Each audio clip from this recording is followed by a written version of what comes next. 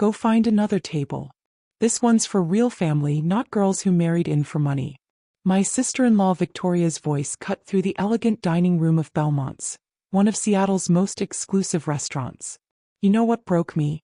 It wasn't even the words themselves. It was the laughter that followed. My mother-in-law Patricia, my father-in-law Gregory, my brother-in-law Kenneth, and worst of all my husband James, all joining in like it was the funniest joke they'd ever heard. I stood there holding my clutch, my face burning with humiliation as other diners turned to stare. The chandeliers sparkled overhead, casting warm light on the white tablecloths and crystal glasses, but I felt cold inside. So cold. My name is Rachel and I'm 29 years old. I've been married to James Hayes for 7 years now. 7 years of trying to fit into this family. 7 years of being reminded I didn't belong, that I was different, that I was less than. The only person who ever made me feel like I mattered was Grandma Dorothy, my husband's grandmother, who sat at the far end of the table with a strange expression on her face. Victoria, that's enough, I said quietly, trying to maintain some dignity. Oh, don't be so sensitive, Patricia chimed in, waving her manicured hand dismissively. We're just teasing. You know how Victoria is. I knew exactly how Victoria was. At 37, she'd perfected the art of making me feel small while maintaining the facade of family unity. From the moment I married James, she made it clear I wasn't good enough. I came from a working-class background, put myself through community college, built my graphic design business from nothing. She'd gone to private schools, had everything handed to her, married into more money. In her eyes, I was trash who got lucky. Sit down, Rachel, my father-in-law Gregory ordered. You're making a scene. I looked at James. My husband. The man who promised to love and protect me. He wouldn't meet my eyes. Just sat there, swirling his wine, staying silent like he always did when his family attacked me. I sat, swallowing the protest rising in my throat. This dinner was supposed to celebrate Victoria's latest business deal, some real estate investment that her parents had helped finance. They were always helping Victoria. When I'd asked James if we could get a small loan to expand my business 3 years ago, his parents had laughed and told him to keep his gold-digging wife in check. The evening dragged on with conversation flowing around me like I wasn't there. Victoria bragged about her new Mercedes. Kenneth discussed his promotion at the bank. My in-laws beamed with pride, asking questions, offering congratulations. When I tried to mention the major client I'd just landed, a contract worth $50,000, my mother-in-law cut me off. That's nice, dear. Kenneth, tell us more about your bonus. James squeezed my hand under the table. A silent apology that meant nothing because he'd never actually defend me. 7 years of silent apologies. 7 years of him choosing them over me. By the time dessert arrived, I'd retreated into myself, the familiar numbness settling over me. This was my role in the family. The outsider, the charity case who married up, the one they kept around to feel superior. Then the waiter approached with the check. My stomach dropped as he placed the leather folder directly in front of me. What's this? I asked. Victoria's laugh was sharp and bright. Oh, didn't we mention? You're paying tonight. Consider it your contribution to the family since you married into money. Married into money? The words came out strangled. James and I live in a 2-bedroom apartment. We're paying off his student loans. But you just got that big contract, Patricia said sweetly. $50,000, wasn't it? This is nothing to you now. Besides, you benefit from being part of this family. The connections, the reputation. The least you can do is buy us dinner. My hands trembled as I opened the folder. The total made my vision blur. $3,419. They'd ordered the most expensive wines, multiple appetizers, premium steaks, lobster tails. Kenneth had ordered 3 desserts just because he could. I can't afford this, I whispered. Of course you can, Victoria said. You just told us about your big client. Don't be cheap, Rachel. It's unbecoming. The truth was that $50,000 was spread over 6 months of work, and most of it was already allocated to business expenses, rent, and paying off the credit card debt we'd racked up because James's salary barely covered our bills while his family lived in luxury. James. I looked at my husband, pleading. Say something. Do something. He cleared his throat. Maybe we could split it. Among everyone. Don't be ridiculous, Patricia snapped at her son. Rachel offered to pay. Didn't you, dear? I never offered anything. But I couldn't make a scene. Couldn't give them more ammunition to call me ungrateful, difficult, dramatic. Couldn't prove Victoria right when she told James the first wasn't classy enough for this family. With shaking hands, I pulled out my credit card and placed it in the folder. The waiter whisked it away and I forced myself to smile, to sip my water, to pretend this wasn't devastating me financially. Victoria was already talking about their upcoming vacation to Tuscany. My in-laws were planning to join them. Nobody asked if James and I wanted to come. They never did. We couldn't afford it anyway, but the exclusions still stung. When the waiter returned with my card and receipt, I signed with numb fingers. $3,419 for the privilege of being humiliated by people who were supposed to be my family. Well, that was lovely, Patricia said, dabbing her lips with her napkin. Same time next month? Next month. They expected this to become a regular thing. I opened my mouth to protest, to finally say enough was enough, when a voice cut through the chatter. Just a moment, please. Everyone fell silent. Grandma Dorothy, who'd been quiet all evening, was standing at her end of the table. At 78, she still commanded attention, her silver hair perfectly styled, her posture straight as a rod. Something in her expression made my chest tighten. The restaurant seemed to hold its breath. Grandma Dorothy had always been different from the rest of the family. While my in-laws and their children treated me like an obligation, she'd been the one who showed up at my business launch, who remembered my birthday, who asked about my dreams. She was also the wealthiest person I'd ever known, a self-made billionaire who'd built a pharmaceutical empire from nothing. But lately she'd been quieter, watching. I'd noticed her observing family gatherings with an intensity that made me wonder what she was thinking. "Mother, what is it?" Patricia asked, irritation creeping into her voice. "We were just about to leave. Sit down, all of you." Grandma Dorothy's voice carried an authority that made even Gregory straighten in his chair. "I have something to say and you're going to listen." Victoria rolled her eyes but stayed seated. Kenneth checked his phone under the table. My in-laws exchanged confused glances. James looked nervous. Grandma Dorothy's gaze swept across each of them before landing on me. Something flickered in her eyes. Sadness, maybe, or disappointment in everyone else. "I've been watching this family for years," she began, her voice steady but cold. "Watching how you treat Rachel, how you've always treated her since the day James brought her home." "Mother, really?" Patricia protested. "This isn't the time. Be quiet." The command was so sharp that Patricia actually obeyed. "I'm 78 years old and I've spent the past few months thinking about my legacy, about where my money should go when I'm gone." The table went very still. Gregory's fork clinked against his plate as he set it down. Victoria's smug expression faltered. "We all know how this works," Grandma Dorothy continued. "The bulk of my estate goes to Patricia, then gets distributed among the grandchildren. That's what the current will says." I watched Victoria's face light up with greed. She'd been counting on that inheritance for years, planning elaborate purchases, making investments based on money she didn't even have yet. "But I've had my lawyer draw up a new will." Grandma Dorothy pulled an envelope from her purse. "Signed and notarized yesterday." The silence was suffocating. "You can't be serious," Kenneth said. "You're changing your will because of what? A stupid joke?" "A joke?" Grandma Dorothy's laugh was bitter. "I've watched you all mock and belittle Rachel for 7 years. I've watched you exclude her, humiliate her, treat her like she's a gold digger who trapped James. And tonight you made her pay for your excess while you laughed about it." "We were just having fun," Victoria protested, but her voice wavered. "Fun?" Grandma Dorothy repeated the word like it tasted foul. "You think cruelty is fun? You think making someone feel worthless is entertainment?" My heart was pounding so hard I thought everyone could hear it. Grandma Dorothy walked slowly around the table until she stood beside me. Her hand rested gently on my shoulder. "Rachel is the only one in this family who's shown true character," she said. "She's worked for everything she has. Built a business from nothing with no help from any of you. She's kind, talented, and resilient despite your best efforts to break her spirit. And James," she looked at my husband with disappointment that made him flinch, "you've failed your wife spectacularly by never once defending her." James's face went white. "Mother, you're being dramatic," Gregory said, but his voice lacked conviction. Grandma Dorothy's eyebrows rose. "Patricia, when was the last time you asked Rachel about her life? Really asked and actually listened to the answer?"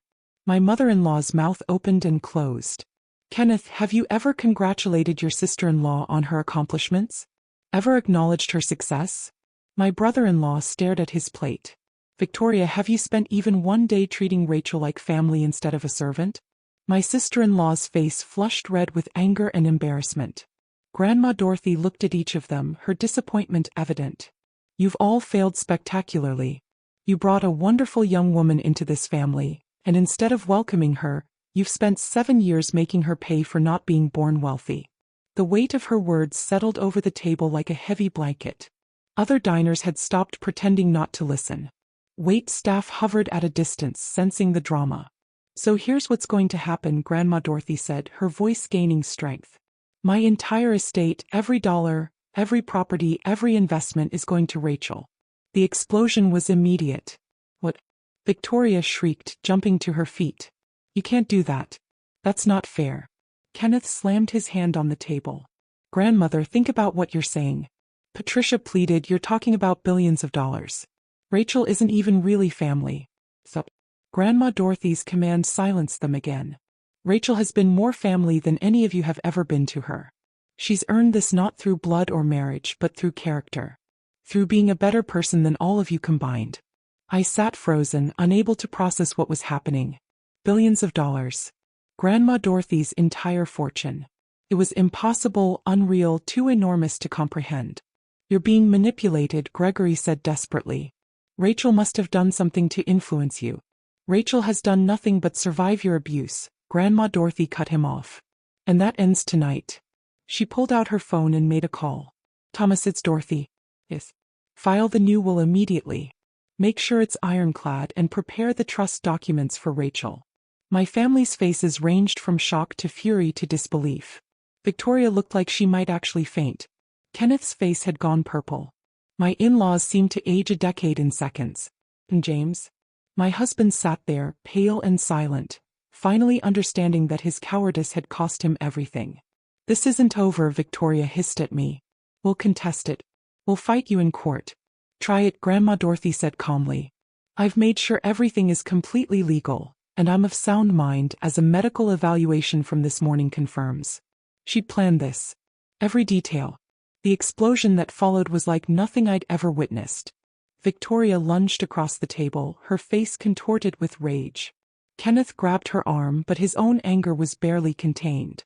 My in-laws sat in stunned silence, their carefully constructed world crumbling around them. You manipulative little witch, Victoria snarled at me. You planned this. You've been playing the victim this whole time. Enough. Grandma Dorothy stepped between us. Rachel has done nothing wrong. She didn't even know about this until now. It was true. I was still reeling, my mind unable to grasp what had just happened. Billions of dollars. Grandma Dorothy's entire estate. Everything she'd built over her lifetime. Why are you doing this? Patricia's voice cracked, tears streaming down her face. I'm your daughter, your blood. And you should be ashamed of how you've acted, Grandma Dorothy replied, her voice softer but still firm. I gave you every advantage in life, Patricia. Education, opportunities, love. And you took all of that and learned nothing about compassion or kindness. Instead, you taught your children to be cruel to someone who only wanted to belong. Gregory tried a different approach. Let's be reasonable. We can work this out. Maybe split the estate. There's nothing to work out. Grandma Dorothy said, the decision is made. My lawyers have everything in order. The trust is established. Rachel will receive everything when I pass, with immediate access to certain accounts starting tomorrow. Tomorrow? The word hung in the air. This wasn't some future promise. This was real, immediate happening. Kenneth leaned forward, his voice low and threatening. You're making a huge mistake. Rachel doesn't know how to handle that kind of money. She'll blow through it in a year. Rachel has built a successful business on nothing, Grandma Dorothy interrupted. She's more financially responsible at 29 than any of you have ever been. She's had to be because you never helped her. I found my voice, shaky and uncertain. Grandma Dorothy, I don't understand. Why no? She turned to me and her expression softened. Because I've watched you suffer long enough, sweetheart. I'm dying. The world tilted. What? The word barely came out. Pancreatic cancer, stage 4. I have maybe 6 months, probably less. She said it so calmly, but I saw the pain beneath the composure. I found out 3 months ago, and I've spent that time getting my affairs in order, making sure my legacy goes to someone who deserves it. Tears blurred my vision. Grandma Dorothy was dying. The one person who'd ever truly loved me in this family was leaving. Oh, don't cry, Rachel. She pulled me into a hug and I breathed in her familiar perfume, lilac and vanilla. This isn't sad. This is justice. Around us, the restaurant had gone completely silent. Even the kitchen noise had died down. Everyone was watching this family implode in real time. You can't be serious about this. Patricia tried again, desperation making her voice shrill. Mother, please. Think about your grandchildren. Think about the family legacy. I'm thinking about it, Grandma Dorothy said. That's exactly why I'm doing this. The family legacy should be compassion, hard work, and integrity. Rachel embodies all of that. The rest of you embody greed, cruelty, and entitlement. Victoria's hands were shaking. Well, Sue, we'll prove you're not in your right mind. Good luck with that. Grandma Dorothy's smile was sharp. I have medical evaluations, psychological assessments, and testimony from dozens of witnesses about your treatment of Rachel over the years. My lawyer has been documenting everything for months. She'd been planning this carefully, methodically, protecting me even as her own time ran short. I want to go home, I whispered. Of course. Grandma Dorothy kept her arm around me. Thomas is outside with the car. He'll take us both to my place. We have a lot to discuss. As we turned to leave, James finally found his voice. Rachel, wait. Please. I looked at my husband. The man who'd never once stood up for me. Who'd chosen his family's approval over my dignity time and time again.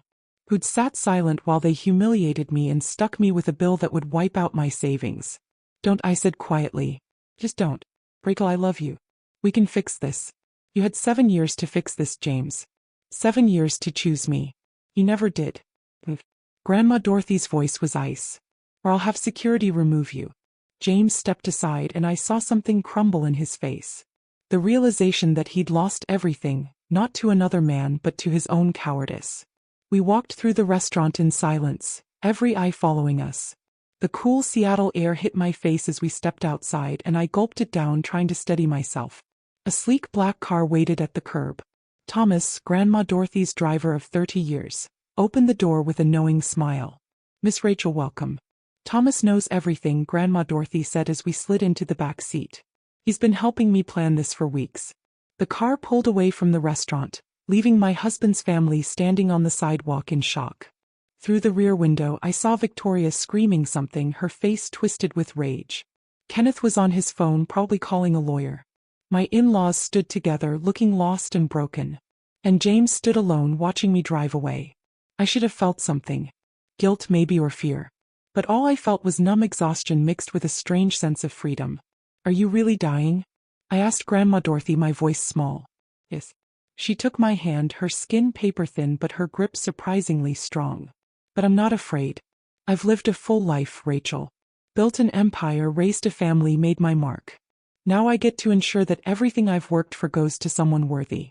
I don't know if I can do this, I admitted. I don't know how to be rich. I don't know how to run your companies. You'll learn, she said confidently. You're smart, hardworking, and you have good instincts. And you'll have an excellent team to guide you. I've made sure of that. The city lights blurred past the window as we drove toward her estate in Madison Park. What happens now? Well, Grandma Dorothy squeezed my hand. Now we prepare you for your new life, and we make absolutely certain that your husband's family can never hurt you again. The next morning, I woke up in one of Grandma Dorothy's guest rooms, momentarily disoriented by the silk sheets and the view of Lake Washington through floor-to-ceiling windows. Then the memories crashed back. The restaurant, the bill, the announcement, everything. My phone had been buzzing nonstop since I'd turned it back on. 52 missed calls from James, 43 from Victoria, 27 from Patricia, 16 from Kenneth. Dozens of texts ranging from pleading to threatening. I scrolled through them with strange detachment. You're being selfish. Think about the family. Patricia. I'll destroy you in court. You won't see a penny. Victoria. Rachel, please. We need to talk. This can still be fixed. James. Grandmother's clearly not thinking straight. Help us get her evaluated. I set the phone down and walked to the window. Grandma Dorothy's estate sprawled across 3 acres of prime Seattle real estate. The morning sun glinted off the lake, sailboats already dotting the water. This was mine now, or would be soon. A soft knock interrupted my thoughts. Miss Rachel, breakfast is ready and Miss Dorothy would like to see you in the study. I found Grandma Dorothy sitting behind an enormous mahogany desk, looking surprisingly energetic despite yesterday's revelation about her health. Thomas stood nearby, and a distinguished-looking man in an expensive suit sat across from her. "Rachel, this is Walter, my attorney," Grandma Dorothy said. "We need to go over some things." Walter stood, shaking my hand with a firm grip. "Miss Rachel, it's a pleasure. Your grandmother has spoken very highly of you."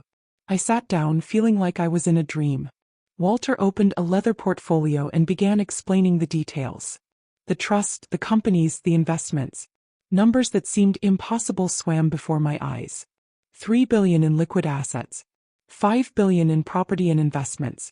Stakes in pharmaceutical companies, real estate developments, tech startups. The immediate access accounts activate today, Walter explained. $5 million for your personal use while the trust is being finalized. Your grandmother wanted to ensure you had resources right away. $5 million for immediate use. I felt dizzy. "There's more," Grandma Dorothy said, her eyes sharp. "Your husband's family will try to contest this. They'll claim undue influence, diminished capacity, anything they can think of. We need to be prepared." "What can they actually do?" I asked. Walter leaned forward. "Legally, not much. Miss Dorothy has documentation proving her sound mind, including evaluations from 3 separate doctors. The will is ironclad. However, they can make the process difficult, drag it out in court, create negative publicity." "Let them try," Grandma Dorothy said firmly. "I've been documenting their treatment of Rachel for years. Every cruel comment, every exclusion, every incident of financial abuse. If they want a court battle, I'll bury them with evidence." My phone buzzed again. "James." I silenced it. "There's something else you need to know," Grandma Dorothy said. Something in her tone made me tense. "Something about your marriage that you might not be aware of." The room seemed to tilt. "What do you mean?" She pulled a folder from her desk drawer, sliding it across to me. "When James married you, he signed a prenuptial agreement that his parents insisted on. But what you don't know is that there was a clause stating that if he ever divorced you, he would receive a substantial payment from Patricia and Gregory. $500,000 to be exact." I stared at the documents in the folder. Bank statements. Legal contracts. They were going to pay him to divorce me? "Not exactly," Walter explained. "The clause states that if the marriage ended for any reason within the first 10 years, and James could prove irreconcilable differences based on your inability to fit into the family, he'd receive the payment. They were essentially betting against your marriage lasting." My hands shook as I flipped through the papers. James had signed this. He'd known about this clause the entire time we were married. Every time he stayed silent while his family attacked me, every time he chose them over me, he'd been protecting a potential payout. He knew, I whispered. "Yes," Grandma Dorothy said quietly. "I only discovered this myself 6 months ago. I've been investigating since then, gathering evidence. That's part of why I moved forward with changing my will. I saw the full picture of how they've all treated you, including my grandson. The betrayal cut deeper than anything else. My husband, the man I'd loved, trusted, stood by for 7 years, had married me knowing his family had a financial incentive for our marriage to fail. And he'd never defended me because maybe, just maybe, he'd been keeping his options open." "Does James know you know about this?" I asked. "No," Grandma Dorothy said. "But he's about to find out." "What do I do?" "You let me handle it," Grandma Dorothy said. "Walter has already filed for legal separation on your behalf. You don't have to see James unless you choose to. And given the circumstances, you have grounds for an annulment based on fraud." My phone exploded with calls again. This time it was James. "Answer it," Grandma Dorothy said. "Put it on speaker. Let's hear what he has to say." With shaking hands, I accepted the call. "Wait." James's voice was desperate. "Rachel, please, we need to talk. My grandmother isn't thinking clearly." "She seems perfectly clear to me," I said, my voice steadier than I felt. "This is insane. You can't possibly think you deserve her entire fortune. You've been in this family for 7 years, and suddenly you turn on us the moment money is involved?" "The moment money is involved." I repeated. "You mean like the $500,000 your parents promised you if our marriage failed?" Silence. Then, "I don't know what lies she's been telling you. Legal documents don't lie, James." The word husband felt too generous. "Walter has the prenup. The clause. Everything. You married me knowing your family was betting against us. Rachel, that's not what it was. I love you. You never defended me. Not once in 7 years. You sat there last night and let them humiliate me and stick me with a bill we couldn't afford.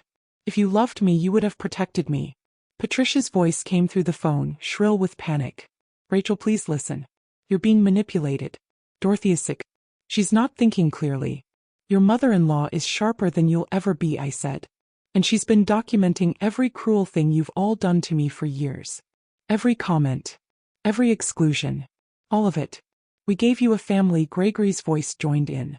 We welcomed you. You tolerated me, I corrected. There's a difference. And you made sure I knew every single day that I wasn't good enough, that I was an outsider, that I'd never really belong. We'll fight this, Patricia threatened. We'll take you to court. Please do. Grandma Dorothy cut in. I'd love to see you explain to a judge why you created a financial incentive for your son to divorce his wife. Explain how that shows good faith. The call ended abruptly. They'd hung up, probably to call their own lawyer. Walter placed his hand on my shoulder. Miss Rachel, I know this is overwhelming, but you need to understand. You hold all the cards here. They have no legal ground to stand on. They'll try anyway, I said.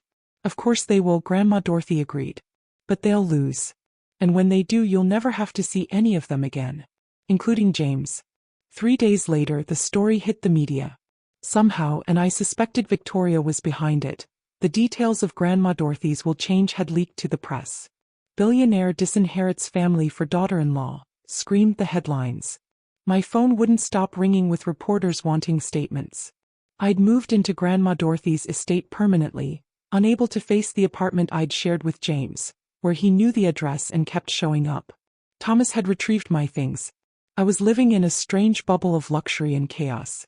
The public reaction was divided. Some praised Grandma Dorothy for rewarding character over blood. Others called me a manipulative gold digger who'd seduced an elderly woman for her fortune. The comment sections were brutal. She must have been manipulating the old woman for years. Gold digger alert. This girl knew exactly what she was doing. Married in just to get the inheritance. Good for Dorothy. Family isn't blood. It's how you treat people. That daughter-in-law is going to blow through billions in a year. Watch. I tried to ignore it, but the words burrowed under my skin. Was I wrong to accept this? Should I have refused Grandma Dorothy's gift? Stop reading those, Grandma Dorothy said, finding me hunched over my laptop in the library. She looked frighlier than she had days ago, the cancer clearly progressing. People will always have opinions. Let them talk. They're calling me terrible things, I said. They called me terrible things when I built my first company, she replied, settling into the chair beside me. Said I was too aggressive, too masculine, too ambitious. A woman couldn't possibly succeed in pharmaceuticals. I proved them wrong. She took my hand, her grip weaker now. You'll prove them wrong too, Rachel. Not by defending yourself, but by being exactly who you are. Kind, hardworking, principled. That afternoon, Walter arrived with news. His expression was grave. Patricia and Gregory have officially filed to contest the will. They're claiming diminished capacity and undue influence. James has joined them as a plaintiff. My husband was suing me. The man who'd promised to love me through everything had chosen his family's money over our marriage. Let me see, Grandma Dorothy said. Walter handed over the legal documents. I read over her shoulder, my anger building with every word. They claimed I'd isolated Grandma Dorothy from her family. That I'd manipulated a sick elderly woman. That I'd taken advantage of her declining mental state. That I'd been planning this takeover for years. This is ridiculous, I said. I didn't even know about the cancer until that night. We have evidence proving otherwise, Walter assured me. Including testimony from medical staff, friends, business associates. They're grasping at straws. But something in Walter's expression made me nervous. What aren't you telling me? He exchanged a glance with Grandma Dorothy. Victoria has hired a private investigator.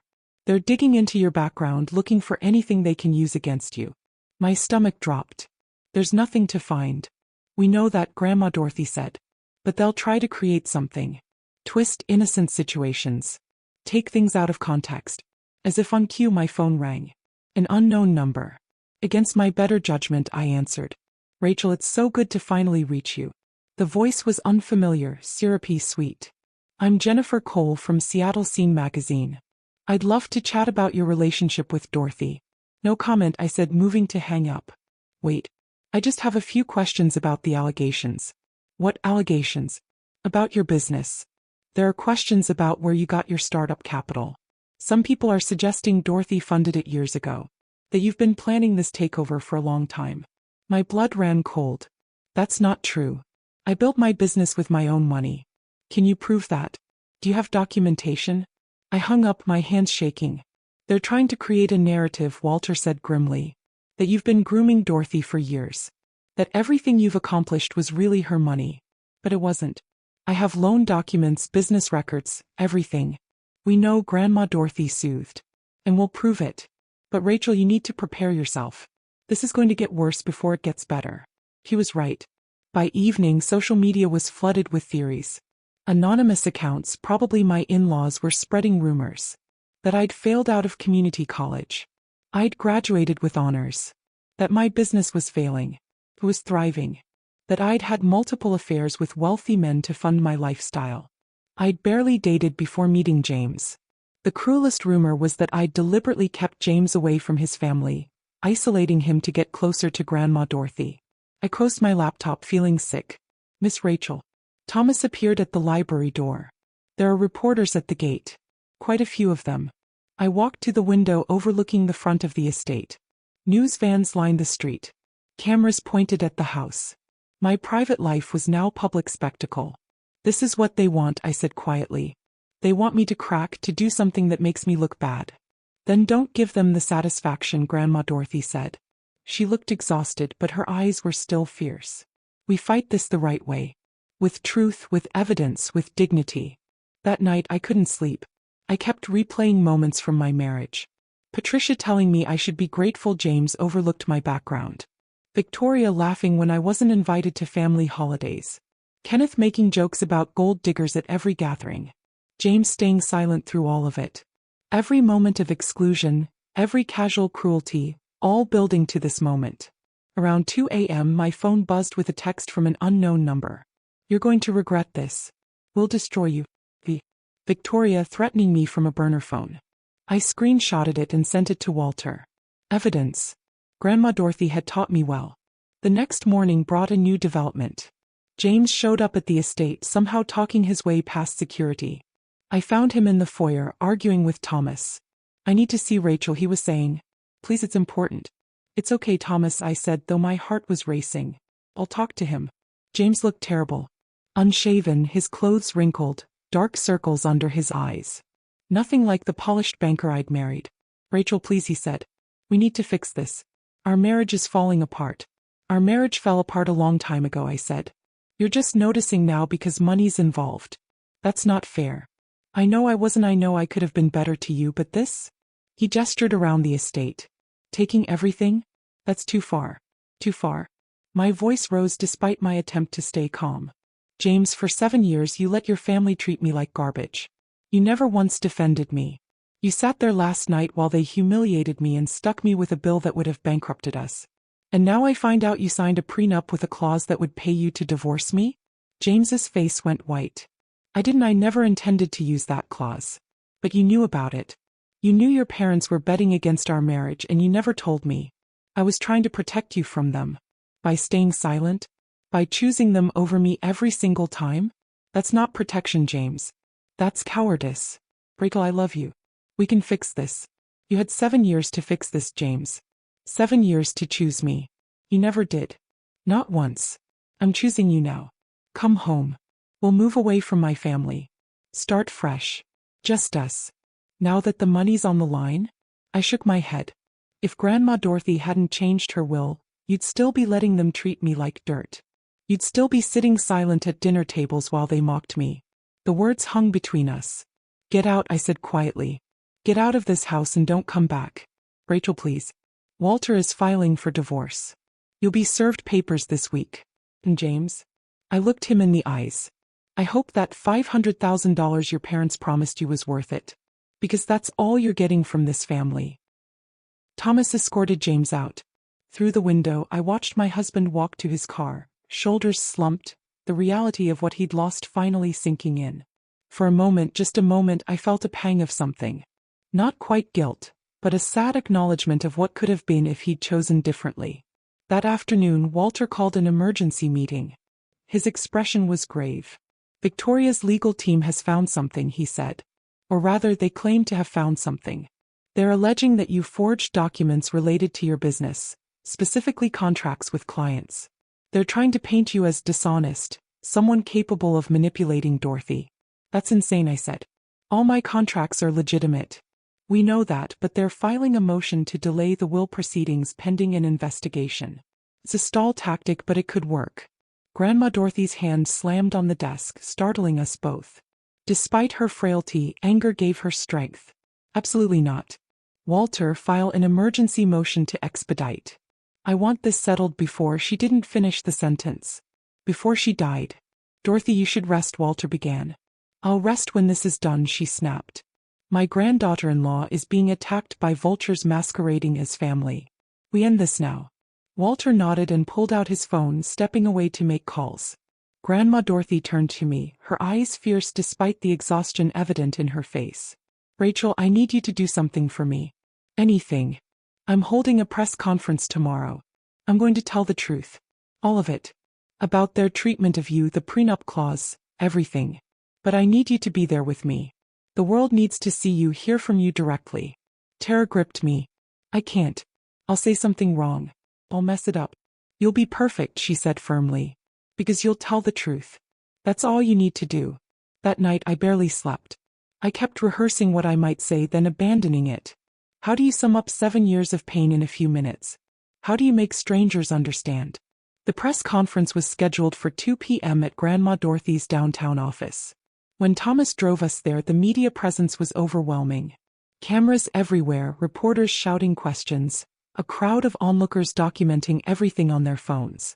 Walter had prepared a statement, but when I looked at Grandma Dorothy, really looked at her, I saw how much this was costing her. She was dying, using her last reserves of strength to fight for me. The conference room was packed. Cameras rolling, lights bright, the air thick with anticipation. Grandma Dorothy sat beside me at a long table, Walter on her other side. She looked small but unbreakable. Thank you for coming, she began, her voice surprisingly strong. I'm here to address the rumors and allegations surrounding my will and my granddaughter-in-law, Rachel. She laid it all out. The documentation of abuse. The prenup clause designed to incentivize divorce. Years of emotional and financial manipulation. She showed bank records, medical evaluations proving her sound mind, testimony from witnesses. It was methodical, devastating, irrefutable. Some have suggested Rachel manipulated me, Grandma Dorothy said, her gaze sweeping the room. The truth is the opposite. My biological family manipulated her. They brought a wonderful young woman into this family and used her as a punching bag for their own inadequacies. They made her feel worthless. Despite all of that, Rachel built a life, a successful business. She became kind, compassionate, hardworking. Everything they are not. Then she gestured to me. Rachel would like to say a few words. My mouth went dry. Every eye in the room was on me. I could see the judgment, the curiosity, the skepticism. I cleared my throat. I don't know what to say that my grandmother-in-law hasn't already said. My voice steadied as I continued. I never wanted this attention. I never wanted to be rich or famous or involved in legal battles. I just wanted a family that loved me. I looked directly at the cameras. I married James Hayes because I loved him. I tried for 7 years to be good enough for his family. I worked hard, stayed kind, never fought back when they excluded me or mocked me. I thought if I just kept trying, eventually they'd accept me. But they never did. Because to them I was always just the girl from the wrong side of town who married up. Tears threatened, but I pushed through. My grandmother-in-law is giving me her fortune because she believes in who I am, not because I asked for it.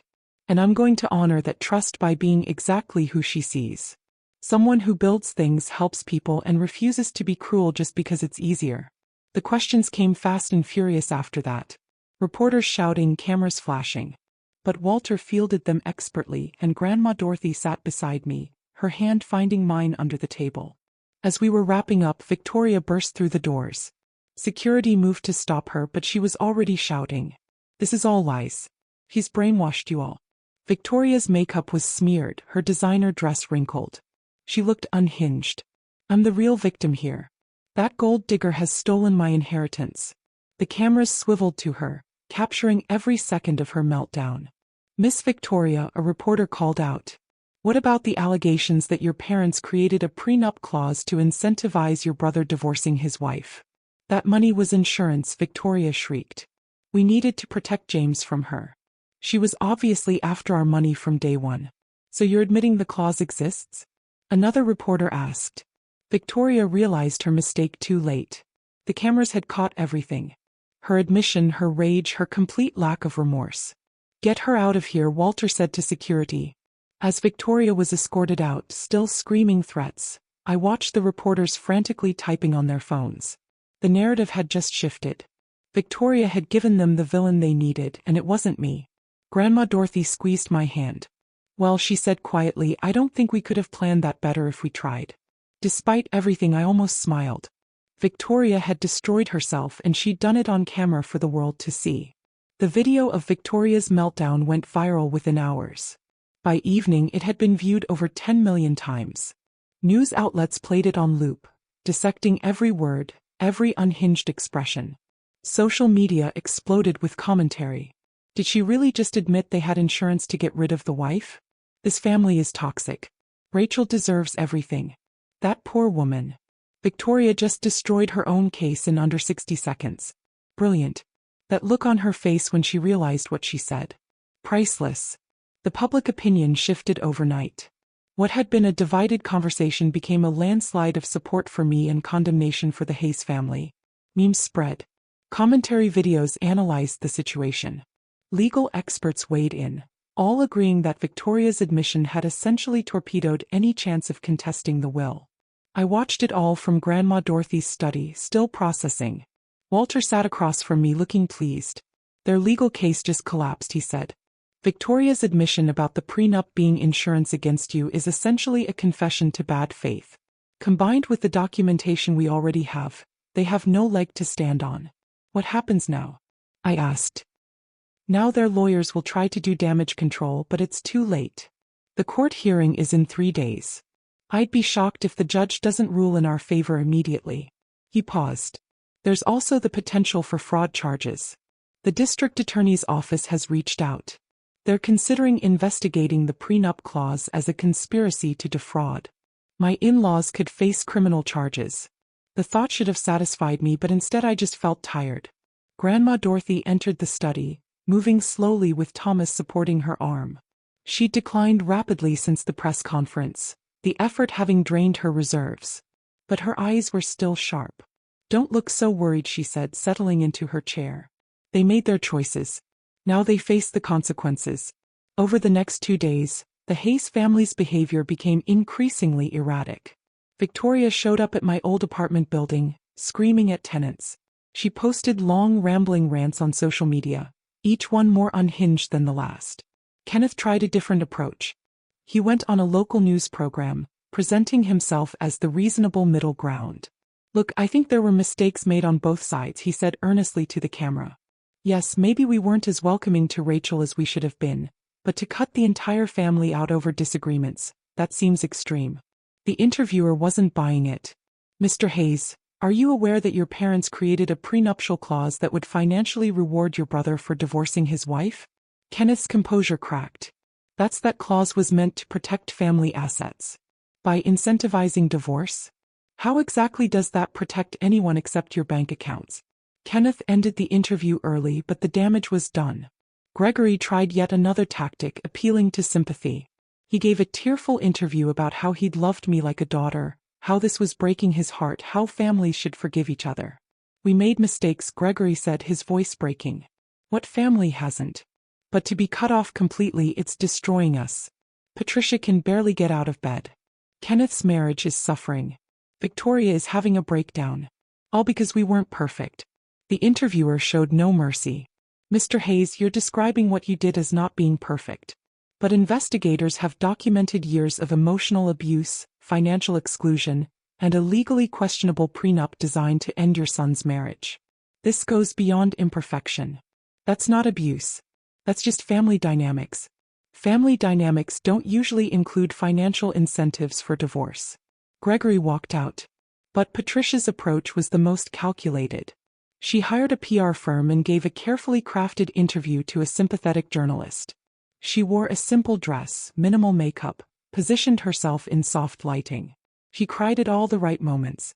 I loved Rachel from the moment James brought her home, Patricia said, dabbing her eyes. She was this beautiful young woman who'd come from nothing. I wanted to help her, guide her, give her the tools to succeed in our world. The journalist ate it up. And the prenup clause? That was my husband's idea. I didn't agree with it, but Gregory insisted we needed to protect James's inheritance. I never wanted it used. I never wanted my son's marriage to fail. She looked directly into the camera. Rachel, if you're watching, please know I love you. Always have. Can we please just talk? Without lawyers, without the media. Just family. I watched the interview with Grandma Dorothy and Walter. When it ended, I felt sick. He's good, Walter admitted. This is the most sympathetic they've looked since this started. She's a liar, I said flatly. He never loved me. This is just another manipulation. I know, Grandma Dorothy said. But some people will believe her. The question is, do you care? Did I? I thought about it. A week ago I might have cared desperately. I'd have wanted everyone to know the truth, to see Patricia for what she really was. But no. No, I said. I don't care what strangers think. The people who matter know the truth. Grandma Dorothy smiled. Good girl. The court hearing arrived on a gray Seattle morning. The courthouse was surrounded by media, protesters holding signs both for and against me, curiosity seekers hoping for a glimpse of the drama. Walter had arranged for us to enter through a private entrance, but I could still hear the noise outside. Grandma Dorothy looked frail in her wheelchair. We'd finally convinced her to use one, but her spine was still straight, her chin high. I held her hand as we entered the courtroom. The Hayes family was already there. Patricia, Gregory, Kenneth, Victoria, and James sat at the defendant's table with their team of lawyers. Patricia had maintained the soft, sympathetic appearance from her interview. Gregory looked tired and defeated. Kenneth wouldn't meet my eyes. Victoria stared at me with pure hatred.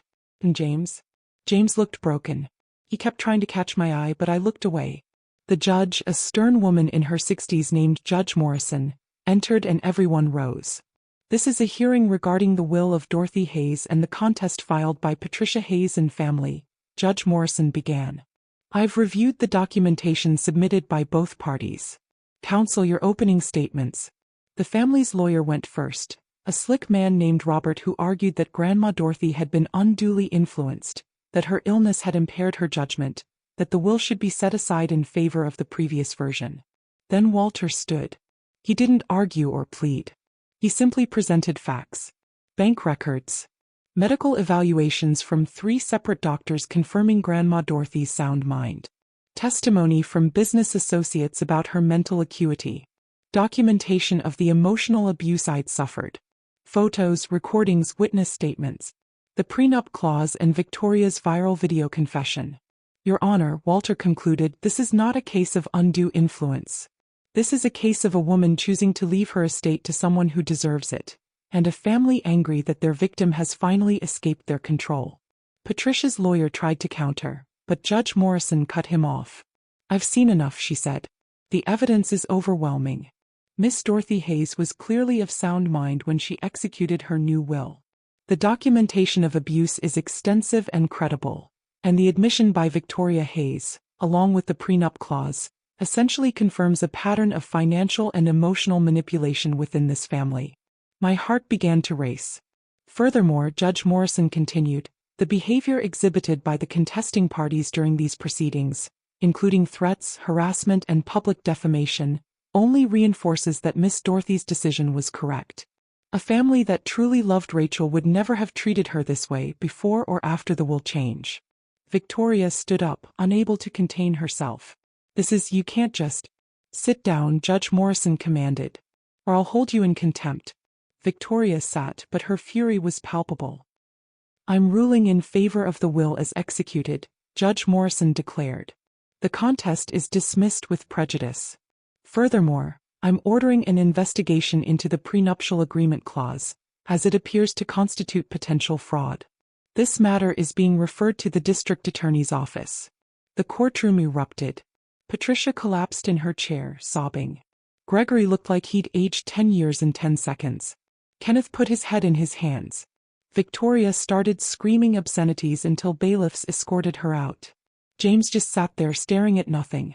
I sat frozen, unable to process that it was over. We'd won. Completely, decisively, irrevocably. Grandma Dorothy squeezed my hand. Stunned, sweetheart. You're free. Media swarmed us as we left the courthouse, but Walter and Thomas created a barrier. I heard the questions being shouted. How did I feel? What would I do with the money? Did I have a message for the Hayes family? But I didn't answer. I just helped Grandma Dorothy into the car and let Thomas drive us away. Back at the estate, Grandma Dorothy was exhausted but satisfied. I can die happy now, she said, and the words hit me like a physical blow. Don't say that, I whispered. Please. She cupped my face with her thin hands. I'm not afraid. I got to see justice done. I got to know my fortune will be used for good. That's more than most people get. Over the next 3 weeks I watched Grandma Dorothy fade. She slipped in and out of consciousness, sometimes lucid, sometimes lost in memories. I stayed by her side, holding her hand, telling her about my plans for the foundation I wanted to start. Something to help people in marriages like mine. People who felt trapped, who were being financially or emotionally abused by their spouses' families. That's perfect, she murmured during one of her clearer moments. Help others like you. Break the cycle. I will, I promised. I'll make you proud. You already have. Her smile was peaceful. You survived them, Rachel. You stayed kind when they were cruel. You worked hard when they tried to break you. You're everything I hoped you'd be. She died on a Tuesday morning with me holding her hand and the sun streaming through the window. Her last words were, "Thank you for being my real family." I stayed with her for a long time after, crying for the woman who'd saved me, who'd loved me, who'd given me a future. The only real family I'd ever had in the Hayes clan. The funeral was private. Just me, Thomas, Walter, and a few of Grandma Dorothy's close friends. The Hayes family wasn't invited, though Patricia tried to crash it and was turned away by security. In the weeks that followed, the full transfer of assets was completed. I was now the sole heir to a $3 billion fortune. The number was still incomprehensible, but I was determined to honor Grandma Dorothy's legacy. The first thing I did was establish the Dorothy Hayes Foundation for Family Justice. Not because it sounded good or made me look charitable, but because I knew firsthand how many people were trapped in situations like mine. The foundation would provide legal support, counseling, emergency housing, and financial assistance for people suffering abuse from their spouses' families. The second thing I did was hire an excellent management team for Grandma Dorothy's companies. I wasn't ready to run billion-dollar corporations, but I could learn. I attended every meeting, asked questions, studied at night. Slowly, I began to understand the empire she'd built. The third thing I did was finalize my divorce from James. He tried to fight it, tried to claim reconciliation was possible, but Walter made sure it went through quickly and cleanly. James got nothing except his clothes and his car. The prenup I'd signed years ago, the one with the hidden clause, was voided due to fraud. The Hayes family's downfall was swift and brutal. The district attorney pressed fraud charges related to the prenup clause. Patricia and Gregory were both convicted and sentenced to 18 months in prison each. Their assets were frozen, their house seized. Kenneth, who'd witnessed the prenup signing and never said anything, lost his banking license for ethics violations. His wife divorced him, taking their children and most of their assets. Victoria's meltdown had destroyed any credibility she had. Her husband divorced her. Her business ventures collapsed. She'd invested heavily in a restaurant that failed spectacularly, leaving her deep in debt. Last I heard, she was working retail, barely making ends meet. And James? James lost everything. His job fired him due to the negative publicity. His apartment, which his parents had been helping him pay for, was lost when they went to prison.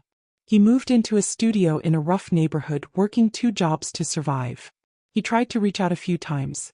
Emails begging for another chance, claiming he'd changed, that he finally understood what he'd lost. I never responded. I'd said everything I needed to say. 6 months after Grandma Dorothy's death, I stood in the foundation's new headquarters, a beautiful building in downtown Seattle dedicated to helping people escape toxic family situations. The walls were covered with photos of people we'd already helped. Stories of escape and new beginnings. Thomas stood beside me, having accepted a position as the foundation's operations director. "Miss Dorothy would be proud," he said. "I hope so," I replied. My phone buzzed. Another message from James. They never stopped trying. This one was different though. Rachel, I know you won't respond, but I need you to know something. Mom and Dad are out of prison now. They're struggling. Dad's health is failing. Mom's living in a shelter. I know you're angry, but they're still my parents. Can't you find it in your heart to help? I typed my response carefully. James, I survived 7 years of your family treating me like garbage while you stood by and did nothing. I owe them nothing. But I'll tell you what I'll do. I'll donate money to the shelter where your mother is staying, and to programs that help ex-convicts reintegrate. Not for them, but for all the other people those programs serve who actually deserve help. That's the only legacy your family will have through me. I hit send and blocked his number. All of their numbers. For good this time. A year later, I was featured in a business magazine. Not as the daughter-in-law who inherited billions, but as a CEO running multiple successful companies and a growing foundation that had helped over 800 people escape abusive family situations. The article focused on my work, my vision, my accomplishments. There was a small mention of the Hayes family drama, but it was in the past now, relegated to a single paragraph. The narrative had shifted. I wasn't the victim anymore. Wasn't the gold digger or the manipulator. I was simply Rachel. A woman who'd survived, thrived, and chosen to help others do the same. I'd heard through mutual acquaintances that the Hayes family never recovered. Victoria was still working minimum wage jobs, her pride never allowing her to accept positions she deemed beneath her, which kept her perpetually broke. Patricia and Gregory lived out their remaining years in poverty and isolation, their health broken, their children too consumed with their own struggles to help. Kenneth declared bankruptcy twice, his expensive education worthless without the connections and money that had always propped him up. And James bounced from job to job, relationship to relationship, apparently never able to move past what he'd lost. Not me necessarily, but the fortune that could have been his if he'd just been a better husband. They'd built their lives on a foundation of cruelty and entitlement. And when that foundation crumbled, they had nothing left to stand on. As for me, I built something lasting from the ashes of that painful past. Each person the foundation saved, each life changed, each cycle of abuse broken, that was my real inheritance from Grandma Dorothy. Not the money, but the understanding that sometimes the best revenge isn't destruction. It's becoming everything they said you couldn't be. And watching them destroy themselves while you're busy building something beautiful? That's not revenge at all. That's simply justice taking its natural course. You know what I learned through all of this? Family isn't about blood or marriage certificates or last names. Family is about who shows up for you when everyone else walks away. Family is about who sees your worth when others see nothing. Family is about who fights for you when you're too tired to fight for yourself. Grandma Dorothy was my family. Thomas is my family. The team at my foundation, the people I help every day, they're my family. The Hayes clan, they were just people I used to know. People who taught me exactly who I didn't want to be. And maybe that's the greatest gift they ever gave me. The clarity to know the difference between people who love you and people who love what you can do for them. So if you're out there right now feeling like you don't belong, like you're not good enough, like you're the problem because you can't make cruel people love you, listen to me. You're not the problem. You never were. Some people are so broken inside that they can only feel powerful by making others feel small. That's their sickness, not yours. Your job isn't to fix them or prove yourself to them or win their approval. Your job is to survive them, to stay kind despite their cruelty, to build a life so beautiful that their opinions become irrelevant. And one day you'll look back and realize that the people who tried to break you actually gave you your greatest strength. Because you learned to stand alone. You learned that your worth isn't determined by people who can't see it. You learned that sometimes walking away is the bravest thing you can do. That $3,419 restaurant bill? Best money I ever spent. Because it was the price of my freedom. The moment everything changed. The night I stopped trying to earn love from people who were never going to give it. Was it worth it? Every single penny. Now let me ask you something. Are you still sitting at tables where you're not wanted? Are you still paying bills for people who don't value you? Are you still trying to prove yourself to people who've already decided you're not enough? Because life is too short for that. Trust me. I spent 7 years trying to be good enough for people who would never think I was. 7 years I'll never get back. Don't make my mistake. Know your worth. Find your people. Build your life. And let the ones who couldn't see your value explain to themselves why they lost you. You deserve better. You always did. So what are you waiting for? Go find your better. It's out there, I promise you. And when you do, Don't you dare let anyone convince you to settle for less ever again. Now tell me, have you ever felt like the outsider in your own life? Subscribe, drop a comment, and let's talk about it. Because I guarantee you're not alone. And sometimes just knowing that someone else understands, that's the first step toward finding your way out. Until next time, remember, the people who are meant for you will never make you beg for a seat at their table. And the ones who do, they're showing you exactly who they are. Believe them. And walk away.